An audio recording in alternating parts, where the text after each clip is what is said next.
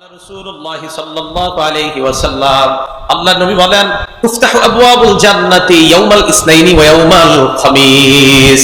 জান্নাতের সবগুলো দরজা প্রতি সোমবার আর বৃহস্পতিবার খুলে দেওয়া হয়। ফায়াগফিরু লিকুল্লি আবদিন লা ইউশরিকু বিল্লাহি শাইআ। সোমবার আর বৃহস্পতিবারে আল্লাহ পাক রব্বুল আলামিন তার ওই বান্দাদেরকে maaf করে দেয় যেই বান্দারা বিভিন্ন অপরাধের জন্য ক্ষমা চায়। শিরক ছাড়া যত অপরাধ আছে সমস্ত অপরাধীদেরকে আল্লাহ maaf করে দেয়। ইল্লা রাজুলান কানাত বাইনাহু ওয়া বাইনা আখিহি শাহনা। ওই ব্যক্তিকে আল্লাহ maaf করে না যেই ব্যক্তি এবং তার ভাইয়ের মাঝে বিদ্বেষ আছে, তাদেরকে আল্লাহ maaf করে না। আমি আর তার মাঝে যদি বিদ্বেষ থাকে ফায়ুকালু আনজিরু হাদাইনি হাত্তা ইয়াসতালিহা, আনজিরু হাদাইনি হাত্তা ইয়াসতালিহা, আনজিরু হাদাইনি হাত্তা ইয়াসতালিহা। তিনবার বলা হয় এই দুইজনের মাঝে বিদ্বেষ আছে, তাদেরকে সুযোগ দাও, তারা যেন আপোষের মাঝে মীমাংসা করে নেয়। তাদেরকে সুযোগ দাও, তারা যেন ভাই ভাই মিলে যায়। তাদেরকে সুযোগ দাও, তারা দুই ব্যবসায়ী যেন আপোষের মধ্যে মীমাংসা করে নেয়। যদি করে নেয় আমি আল্লাহ তাদেরকেও মাফ করে দিব। তাহলে সোমবার আর বৃহস্পতিবার জান্নাতের দরজা খোলা হয়। উদাহরণ নাম্বার 2, সহিহ বুখারী হাদিস নাম্বার 3277 নাম্বার হাদিস। ক্বালা রাসূলুল্লাহ সাল্লাল্লাহু আলাইহি ওয়াসাল্লাম আল্লাহ নবী বলেন ইদা দাখালা রমাদান, রমজান মাস যখন শুরু হয়, ফুতিহাত আবওয়াবুল জান্নাহ, রমজানের চাঁদ দেখা যাওয়ার সাথে সাথে জান্নাতের সবগুলা দরজা খুলে দেওয়া হয়। ওয়া গুল্লিকাত আবওয়াবুন নার, জাহান্নামের দরজাগুলা বন্ধ করে দেওয়া হয়। ওয়া সুলসিলাতিশ শায়াতিন, শয়তানগুলাকে আটক করা হয়। তাহলে রমজান মাস শুরু হলে জান্নাতের দরজা খোলা হয়। বলেন তো সপ্তাহে ওলামারা ছাড়া অন্যরা বলবেন কোন 2 দিন জান্নাতের দরজা খোলা হয়? মনে রাখবেন।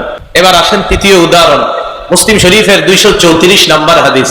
ক্বালা রাসূলুল্লাহ সাল্লাল্লাহু আলাইহি ওয়াসাল্লাম আল্লাহ নবী বলেন মা মিনকুম মিন আহাদিন ইয়াতাওয়াদ্দাউ সুম্মা ইয়াকুলু আশহাদু আল্লা ইলাহা ইল্লাল্লাহ।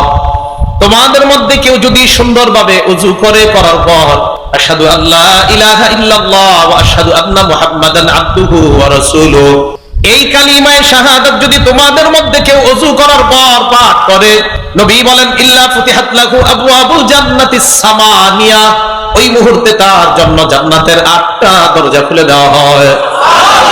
কয় দরজা? তাহলে আগামীকাল ফজরের আগে ওযুর সব পরে পড়বেন তো ইনশাআল্লাহ? প্রত্যেক ওযুর পর পড়বেন। নবীজি বলেন ইয়াদখুলু মিন আইয়িহা শাআ, এই 8 দরজার যেটা দিয়ে মন চায় ওই দরজা দিয়ে আপনি জান্নাতে প্রবেশ করবেন। তাহলে এগুলো 4 নাম্বার আলোচনায় 3টা উদাহরণ। 5 নাম্বার আলোচনা জান্নাতের দরজার 2 পাশের দূরত্ব কতটুকু। মুসলিম শরীফের হাদিস, হাদিস নাম্বার 2967 নাম্বার হাদিস। এই হাদিসের সিরিয়ালগুলো মিলবে আমাদের মাদ্রাসার পাঠ্যপুস্তক অনুযায়ী। ক্বালা রাসূলুল্লাহ সাল্লাল্লাহু আলাইহি ওয়াসাল্লাম আল্লাহ নবী বলেন আন্নামা বাইনা মিসরাইনি মিন মাসারি'ল জান্নাহ মাসিরাতু 40 সানা। জান্নাতের এক পাশের দরজার আরেক পাশের দূরত্ব হলো 40 বছরের সমান। এক পাশ থেকে আরেক পাশ কয় বছর? 40 বছর। এগুলো 5 নাম্বার আলোচনা। 6 নাম্বার আলোচনা জান্নাতের এই দরজায় সর্বপ্রথম কে যাবে। মুসলিম শরীফের হাদিস নাম্বার 197 নাম্বার হাদিস। ক্বালা রাসূলুল্লাহ সাল্লাল্লাহু আলাইহি ওয়াসাল্লাম আল্লাহ নবী বলেন আতি বাবাল জান্নাতি ইয়াউমাল কিয়ামা, কিয়ামতের ময়দানে জান্নাতের দরজায় আমি সর্বপ্রথম যাব। ফাস্তাফতিহু, আমি বলবো দরজাটা খুলে দাও। জান্নাতের দরজার দারোগা রিজওয়ান বলবে ফায়াকুলুল খাজিনু মান আনতা, আমাকে বলবে আপনি কে?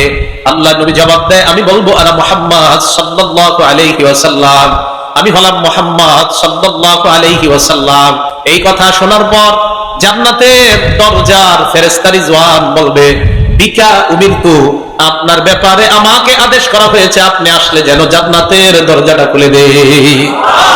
লা আফতাহু লি আহাদিন ক্বাবলাকা, আপনার আগে কারো জন্য এই দরজা খোলার অনুমতি নাই। 7 নাম্বার সর্বপ্রথম জান্নাতে কারা প্রবেশ করবে।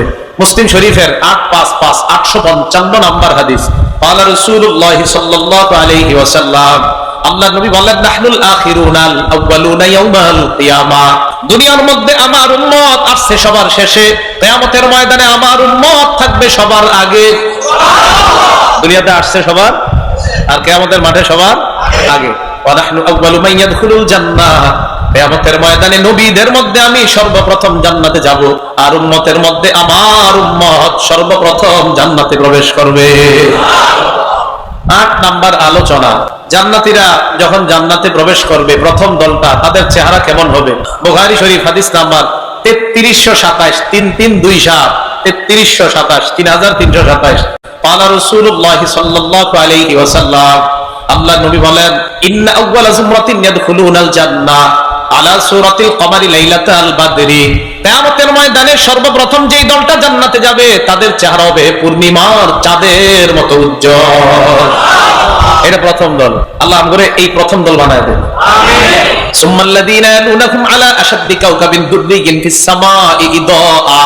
এরপর যারা যাবে আকাশের সবচেয়ে উজ্জ্বল যে নক্ষত্র আছে ওই নক্ষত্রের মতো সুন্দর বানায় পরের দলটা জান্নাতে প্রবেশ করবে। জান্নাতে যাওয়ার পর নবী বলেন, লা ইয়াবুলুনা, তারা প্রস্রাব করার প্রয়োজন হবে না। ওয়ালা ইয়াতাগাওয়াতুনা, জান্নাতের মধ্যে বাথরুমের প্রয়োজন হবে না। ওয়ালা ইয়ামতাখিতুনা, জান্নাতের মধ্যে নাকের ছেলেসা আসবে না, মুখের কফ আসবে না। আমি ঠান্ডার রোগী, আমি 11-12 বছর যাবত ঠান্ডার রোগী। এই হাদিসটা বললে আমার খুব ভালো লাগে, আল্লাহ কোনো মতে জান্নাতি নেন, তুই জায়গা ঠান্ডা লাগবে না, নাকের ছেলেসা আসবে না, কফ আসবে না। তার মানে কোনো মতে যদি যাইতে পারি আর ওখানে ঠান্ডা লাগবে না। লা ইয়ামতাখিতুনা, নাকের ছেলেসা আসবে না। ওয়ালা ইয়াকফিলুনা, থুতু ফেলানোর প্রয়োজন হবে না। আর রাসূল আকরাম সাল্লাল্লাহু আলাইহি সাল্লাম বলেন, আমশাতুহুম আয-যাহাব, ওই চুলগুলো আশ্রাইবা স্বর্ণের চিরুনি দিয়ে। এগুলো 8 নাম্বার কথা। 9 নাম্বার, এই আপনার হাতটা দেন, দেন আপনারটাও দেন, দেন। আল্লাহ আমাদের এমনি কবুল করবে। এই দেখেন রাসূল আকরাম সাল্লাল্লাহু আলাইহি সাল্লাম বলেন, সহিহ বুখারীর হাদিস 6554 নাম্বার হাদিস, আমার উম্মতের সর্বপ্রথম 70,000 বা 7 লক্ষ উম্মত জান্নাতে প্রবেশ করবে। একজন আরেকজনের হাত ধরে জান্নাতে যাবে। সর্বশেষ যে যাবে সে যাওয়ার আগে কেউ কারো হাত ছাড়বে না। সুবহানাল্লাহ। বুখারী শরীফের 6554 নাম্বার হাদিস। قال رسول الله صلى الله عليه وسلم, لا يدخلن الجنة من أمتي 70,000 أو 700,000। নবীজি বলেন, আমার উম্মতের 70,000 অথবা 7 লক্ষ জান্নাতে যাবে। মুতামাকিসুনা আখিযুন বাদুহুম বাদা, একজন আরেকজনের হাত ধরে 70,000 বা 7 লক্ষ উম্মত একজন আরেকজনের হাত ধরে আনন্দ করতে করতে আল্লাহর জান্নাতের মেহমান হবে। ইনশাআল্লাহ যদি আমাদের ওই দলে রাখতো, আল্লাহ কবুল করেন, আমিন। আল্লাহ আমাদের সহ আপনাদের সবাই ওই দলেই যেন আমরা হাত ধরে ধরে জান্নাতে যেতে পারি, আমিন। 10 নাম্বার কথা, জান্নাতে যাওয়ার সময় বয়স হবে কত? তিরমিজি শরীফের 2545 নাম্বার হাদিস। ক্বালা রাসূলুল্লাহ সাল্লাল্লাহু আলাইহি ওয়াসাল্লাম, ইয়াদখুলু আহলুল জান্নাতিল জান্নাতা জুরদান মুরদান মুকাহহালিনা আবনা সালাসিনা আও সালাসা ওয়া সালাসিনা সানা। নবীজি বলেন, জান্নাতীরা যখন জান্নাতে যাবে, জুরদান মুরদান, দাড়ি থাকবে না, গোঁফ থাকবে না, মুকাহহালিন, চোখগুলোর মধ্যে আল্লাহ সুরমা লাগায় দিবেন। আবনা সালাসিনা আও সালাসা ওয়া সালাসিনা সানা, জান্নাতে প্রবেশ করার সময় বয়স হবে 30 অথবা 33। এই বয়স আর কখনো বাড়বে না। তাহলে বয়স হবে কত? 30 বা 33। এই বয়স আর কখনো বাড়বে না। এগুলো 10 নাম্বার। 11 নাম্বার, জান্নাতে যাওয়ার পর জান্নাতীদের পোশাক কি হবে? সূরা হজ আয়াত নাম্বার 23, আল্লাহ পাক রব্বুল আলামিন বলেন, ইন্নাল্লাহা ইউদখিলুল্লাযীনা আমানু ওয়া আমিলুস সলিহাত জান্নাতিন তাজরি মিন তাহতিহাল আনহার ইউহাল্লাউনা ফিহা মিন আসাবিরা মিন যাহাবিন ওয়া লুলুআ। আল্লাহ পাক রব্বুল আলামিন বলেন, ঈমানদার যাদেরকে আমি জান্নাতে প্রবেশ করাবো তাদের হাতের মধ্যে আমি আল্লাহ স্বর্ণ আর মণি মুক্তা দ্বারা তৈরি করা বালা পরিধান করায়া দিব। দুনিয়াতে স্বর্ণ রূপা আমরা পুরুষরা স্বর্ণ পরবো না। অনেকে দেখবেন কান ছিদ্র করে পুরুষরা স্বর্ণ লাগায়, এদেরকে দিবেন আল্লাহ। এই জন্য তো আমরা এগুলা করি না, যেন আল্লাহ জান্নাতে আমাদেরকে দেয়। উদাহরণ নাম্বার 2, সূরা কাহফের 31 নাম্বার আয়াত, আল্লাহ বলেন, উলাইকা লাহুম জান্নাতু আদনিন, তাদের জন্য জান্নাতে আদ। এই আয়াতে আল্লাহ বলেন, ইয়ালবাসুনা সিয়াবান খুদরাম মিন সুন্দুসি ওয়া ইস্তাবরাক। আল্লাহ বলে, জান্নাতীরা যে পোশাক পরবে এই পোশাকটা হবে মিহি রেশমের মতো, সিল্কের মতো পাতলা। মিহি রেশম, সিল্কের মতো পাতলা। তাই তো আমরা দুনিয়াতে রেশম পরি না, এই জন্য আল্লাহ আমাদের জান্নাতে পড়াবেন। সূরা ইনসান বা সূরা দাহারের 21 নাম্বার আয়াত, আল্লাহ বলেন, ওয়াহুল্লু আসাবিরা মিন ফিদ্দা, স্বর্ণের রূপা, স্বর্ণের বালা তো থাকবে, মণিমুক্তার বালা থাকবে। আল্লাহ কয়, আরেকটা বাদ দিয়ে লাভ কি? রূপার বালাও তোমাদেরকে পরিধান করাবো। এই হলো জান্নাতীদের পোশাক। 12 নাম্বার, আপনি জান্নাতে ঢোকার পর জান্নাতের যে ভূমি আছে এই ভূমিটা কিসের হবে? সহিহ বুখারী হাদিস নাম্বার 349 নাম্বার হাদিস, লম্বা হাদিসের সামান্য অংশ, মেরাজের আলোচনা। ক্বালা রাসূলুল্লাহ সাল্লাল্লাহু আলাইহি ওয়াসাল্লাম, আল্লাহ নবী বলেন সিদরাতুল মুনতাহায় গেলাম, যাওয়ার পর সুম্মা উদখিলতুল জান্নাহ, আমি যখন জান্নাতে প্রবেশ করলাম আমাকে প্রবেশ করানো হলো। প্রবেশ করার পর ফাইদা তুরাবুহা আল মিস, আমি তাকায় দেখলাম জান্নাতের মাটি হলো মেশক আম্বরের মাটি। তাহলে জান্নাতের মাটি হলো মেশক আম্বর। এখন গ্রাম কেমন আর এটার রং কেমন, এটা মুসলিম শরীফের 2928 নাম্বার হাদিস। 29-28 মানে 28-29 না, 29-28 এই হাদিসের মধ্যে আছে ক্বালা রাসূলুল্লাহ সাল্লাল্লাহু আলাইহি ওয়াসাল্লাম, আল্লাহ নবী বলেন বাইদাউ মিসকিন খালিস, জান্নাতের মাটির কালার হবে ময়দার মতো সাদা, গ্রান হবে মেশক আম্বরের গ্রান। তাহলে গ্রান হবে মেশক আম্বর, সাদা হবে ময়দার মতো। 14 নাম্বার, জান্নাতের ইটগুলা কিসের তৈরি, জান্নাতের দেয়াল কিসের তৈরি? দুইটা বোতল দেন, দোনোটা দেন, আমার দিকে তাকান। তিরমিজি শরীফ হাদিস নাম্বার 2526 নাম্বার হাদিস। আবু হুরায়রা রাদিয়াল্লাহু তাআলা আনহু বলেন, নবীজির প্রশ্ন করলাম আল জান্নাতু মা বিনাউহা, হুজুর জান্নাতের দেয়ালগুলা কিসের তৈরি? নবীজি বললেন লাবিনাতুম মিন ফিদ্দা, একটা হলো রূপার ইট, ওয়া লাবিনাতুম মিন যাহাব, আরেকটা হলো স্বর্ণের ইট। এই দুই ইটের মাঝখানে দুনিয়াতে এক ইটের সাথে আরেক ইট লাগানোর জন্য সিমেন্ট, সুরকি, বালুর প্রয়োজন আছে না নাই? নবীজি বলেন এই রূপার ইট আল্লাহ রাখলেন, এই স্বর্ণের ইট মিলাতুহা আল মিসকুল আসফার, দুই ইটের মাঝে আল্লাহ জোড়া দিবেন সুগন্ধি মৃগ নাবির মাধ্যমে। এটা হলো জান্নাতের দেয়াল। এখন আপনারা কি করেন, একটা মেশিন আনেন, আনার পর এটাতে ইট দেন, ইট দিলে ঘুরে ঘুরে চূর্ণ বিচূর্ণ হয়, কঙ্কর হয়। তো জান্নাতের কঙ্কর হবে কি? ক্বালা রাসূলুল্লাহ সাল্লাল্লাহু আলাইহি ওয়াসাল্লাম, এই হাদিসে আল্লাহ নবী বলেন আসবাউহা আল-লুলুহু, জান্নাতের কঙ্কর হলো মণিমুক্তা, এইগুলা হলো জান্নাতের কঙ্কর। 15 নাম্বার, জান্নাতে ঢুকলেন, জান্নাতের দেয়াল তৈরি পাইলেন। এবার জান্নাতে ঢুকার পর জান্নাতের প্রাসাদ, ভিতরে যে ঢুকলেন দেয়াল টেয়াল দেখলেন, প্রাসাদ কেমন হবে? বুখারী শরীফের 7074 নাম্বার হাদিস বা 24 নাম্বার হাদিস। ক্বালা রাসূলুল্লাহ সাল্লাল্লাহু আলাইহি ওয়াসাল্লাম, আল্লাহ নবী বলেন দাখালতুল জান্নাহ, আমি জান্নাতে প্রবেশ করলাম। জান্নাতে প্রবেশ করার পর আমি তাকায় দেখি ফাইদা আনা বিকসরিম মিন যাহাব, আমার সামনে একটা স্বর্ণের প্রাসাদ। ফাকুলতু লিমান হাযা, আমি প্রশ্ন করলাম এই প্রাসাদটা কার? ফেরেশতারা জবাব দেয় লিরাজুলিন মিন কুরাইশ, এই প্রাসাদ হলো কুরাইশি একজন ব্যক্তির। নবীর বংশের নাম কি? নবী চিন্তা করলেন আমিও তো কুরাইশের। নবী যেই মাত্র প্রবেশ করতে যাইবেন ফেরেশতারা জানিয়ে দেয় হাদিহিল জান্নাহ লিউমর ইবনিল খাত্তাব, হুজুর কুরাইশি যুবকদের উদ্দেশ্য হলো আপনার সাহাবা ওমরের জন্য এই স্বর্ণের প্রাসাদ আল্লাহ বানিয়েছেন। আল্লাহ নবী কয় ওমর, আমি ওই জান্নাতে প্রবেশ করতে চাইলাম, তবে প্রবেশ করি নাই। জানোনি কেন? মা মানানি আন আদখুলাহু ইল্লা মা আ'লামু মিন গায়রাতিকা, তোমার যেই আত্মমর্যাদাবোধ, এই কথা মনে পড়ার কারণে আমি আর তোমার জান্নাতে প্রবেশ করি নাই। তোমারে দেখলে শয়তান ভাগে, এই কথা আমার মনে পড়ছে, তুমি যে আত্মমর্যাদাবোধওয়ালা মানুষ, এই জন্য আমি তোমার জান্নাতে ঢুকি নাই। হযরত ওমর কান্না করা শুরু করে দিছে, ইয়া রাসূলুল্লাহ আলাইকা আগারু ইয়া রাসূলুল্লাহ, হুজুর আমি কি আপনার সাথে আত্মমর্যাদাবোধ দেখাই, আপনি কেন প্রবেশ করলেন না? তো যাই হোক, জান্নাতের প্রাসাদ জানলাম, হযরত ওমরের প্রাসাদটা স্বর্ণের তৈরি। সহিহ বুখারী 7047 নম্বর হাদিস দ্বারা বোঝা যায় নবীজি সাল্লাল্লাহু আলাইহি সাল্লাম হঠাৎ উপরের দিকে তাকাইছে, লম্বা হাদিস, আলোচনার সুযোগ নাই। তো ওখানে যাওয়ার পর নবীজি উপরের দিকে তাকায়া দেখে কি যেন এরকম মণিমুক্তা দ্বারা তৈরি করা, খুব উজ্জ্বল। উপরে তাকানোর পর নবীজি বললেন এটা কি? তো ফেরেশতারা বললেন এটা জান্নাতে আদ। এর উপরে আবার কি সুন্দর রাজপ্রাসাদ কার? ফেরেশতা দুইজন জবাব দেয় ওটা আপনার। নবীজি আমি ঢুকি, না এখনো সময় হয় নাই, মানে আপনি এখনো মরেন নাই। রাসূল আকরাম সাল্লাল্লাহু আলাইহি সাল্লামের সাহাবাদের জান্নাত এমন, আল্লাহ আমাদেরকে এমন জান্নাত দান করেন। এগুলো 15 নাম্বার কথা। 16 নাম্বার, জান্নাতের মধ্যে তাবু আছে। বলেন তো কি আছে? তাবু আছে। জান্নাতের মধ্যে গাছ আছে। আগে আমরা আস্তে ধীরে যাই। তো জান্নাতে আপনি ঢুকলেন, জান্নাতের প্রাসাদ পাইলেন। এখন দেখবেন এই যে যারা বাড়ি বানাইছে, এই বাড়ি কি পুরাটাই উনি থাকে, না বাড়ির মধ্যে আলাদা আলাদা রুম আছে? না, আপনারা মনে হয় একজনে থাকেন পুরা সবাই, নাকি আলাদা রুম আছে? আলাদা রুম। আল্লাহ পাক রব্বুল আলামিন কি বলে দেখেন, সূরা আনকাবুতের 58 নম্বর আয়াত, ওয়াল্লাযীনা আমানু ওয়া আমিলুস সলিহাত লানুবাউইআন্নাহুম মিনাল জান্নাতি গুরাফা। আল্লাহ বলেন যারা ঈমানদার এবং নেক কাজ করে, জান্নাতে আমি আল্লাহ তাদের জন্য স্পেশাল কামরার ব্যবস্থা করে দিব। 17 নাম্বার, কামরার মধ্যে যখন ঢুকবেন, ঢুকার পর আপনার কামরার মধ্যে খাট থাকবে। খাটটা কেমন দেখতে? আল্লাহ রব্বুল আলামিন পবিত্র কোরআনের মধ্যে বলেন, সূরা আর রহমানের মধ্যে বলেন, সূরা তুরের মধ্যে বলেন, 20 নম্বর আয়াতে বলেন মুত্তাকিইনা আলা সুরুরিম মাসফুফা, জান্নাতের মধ্যে আপনার খাটগুলা সারিবদ্ধভাবে সাজানো। এই খাটের মধ্যে হেলান দিয়ে থাকবেন। বিছানা কেমন? সূরা আর রহমানের 54 নম্বর আয়াতে আল্লাহ বলেন মুত্তাকিইনা আলা ফুরুশিম বাতাইনুহা মিন ইস্তাবরাক। জান্নাতের বিছানা রেশমের আস্তর বিশিষ্ট বিছানার মধ্যে জান্নাতি হেলান দিয়ে বসবে আর উপভোগ করতে থাকবে। তাহলে এইভাবে বসা থাকবে। এটা কাদের জন্য? কক্সবাজার সমুদ্র সৈকতে গিয়ে যারা উল্টা পাল্টা না করে। না বুঝেন নাই? হ্যাঁ, কক্সবাজার এইভাবে বিছানো থাকে, এর আগে উল্টা পাল্টা করে। এই জন্য তো আমরা করি না, কারণ আমরা তো জান্নাতে পাবো।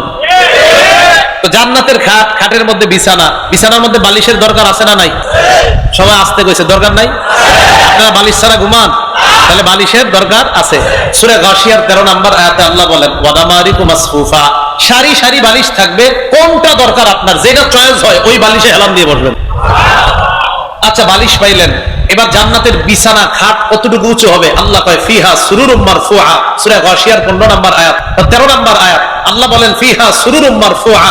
13 নম্বর আয়াতে বলছে খাটগুলা হবে উঁচু, আর 15 নম্বর আয়াতে বলছেন ওয়া নামারিকু মাসফুফা, বালিশগুলা হবে সারি সারি সারি ভাবে সাজানো থাকবে। 16 নম্বরে আল্লাহ আয়াতের মধ্যে বলেন ওয়া জারাবিয়্যু মাবসুসা, জান্নাতি গালিচা দিয়ে হাঁটতে হাঁটতে গিয়ে তার খাটে প্রবেশ করবে, ওই গালিচাটা বড় চমৎকার ভাবে তার সামনে সাজানো থাকবে। 22 নম্বর কথা, এবার আপনি জান্নাতের সব আরাম আয়েশ ভোগ করতেছেন। মাঝে মাঝে আপনি একটু বাইরে যাবেন, কক্সবাজারে দেখবেন সমুদ্র সৈকতে কি এরকম একটা ছাতার মতো টানায় রাখে, আরে আসেনি, এটার নিচে ওনারা আরাম করে। আমরা কেন করি না? আমরা ওখানে করবো ইনশাআল্লাহ। রাসূল আকরাম সাল্লাল্লাহু আলাইহি সাল্লাম কি বলে দেখেন, তিরমিজি শরীফের 2528 নম্বর হাদিস, আল্লাহ রাসূলুল্লাহ সাল্লাল্লাহু আলাইহি ওয়াসাল্লাম, আল্লাহ নবী বলেন ইন্না ফিল জান্নাতি লাখিমা, জান্নাতের মধ্যে তাবু হবে এমন এক তাবু মিন দুররাতিন মুজাওয়াফা, এক একজনের তাবু হবে মণি মুক্তা দ্বারা তৈরি করা। আর জুহা সিত্তুনা মিলা, একটা তাবুর এক পাশ থেকে আরেক পাশ 60 গজ লম্বা। ফি কুল্লি জাওয়াতিন মিনহা আহলুন, প্রত্যেকটা তাবুর খুঁটির মধ্যে একজন হুর বসা থাকবে। ইয়াতুফু আলাইহিমুল মুমিন, ঈমানদাররা ওই হুরদের সামনে দিয়ে প্রদক্ষিণ করবে।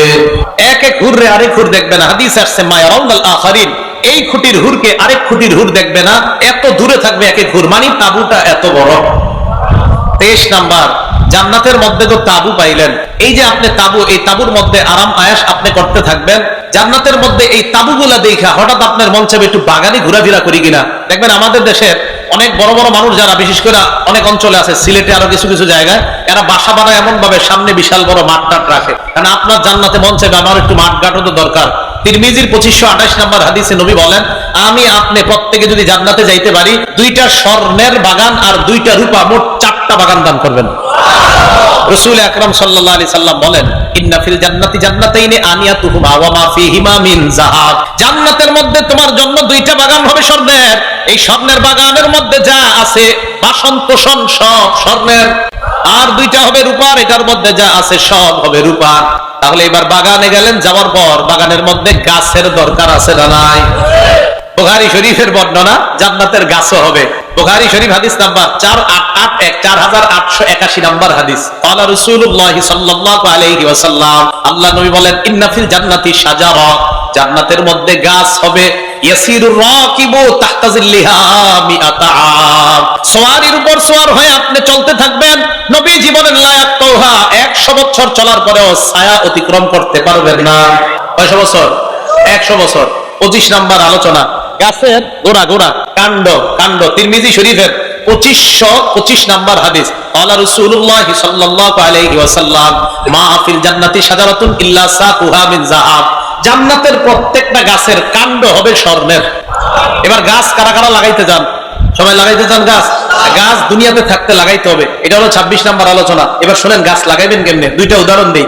তিরমিজি শরীফের 3465 নম্বর হাদিস, এই হাদিসের মধ্যে রাসূল আকরাম সাল্লাল্লাহু আলাইহি সাল্লাম বলেন মান ক্বালা সুবহানাল্লাহিল আযীম ওয়া বিহামদিহি, বলেন সুবহানাল্লাহিল আযীম ওয়া বিহামদিহি, আবার বলেন সুবহানাল্লাহিল আযীম ওয়া বিহামদিহি।